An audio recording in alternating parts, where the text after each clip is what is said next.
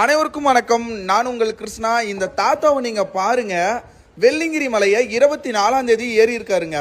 அப்படி ஏறும்போது அவர் கேட்குறாரு, தாத்தா நீங்க எத்தனை நாளா இந்த மலையை ஏறுறீங்கன்னு சொல்லிட்டு.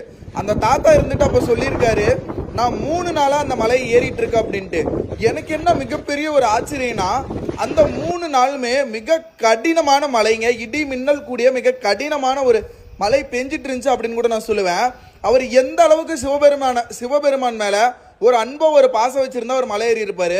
நான் ஏறும்போதே நம்மளாட்ட வயசு பசங்க ஏறும்போதே நமக்கு நாக்கு தள்ளுது அப்படின்னு கூட சொல்லலாம்.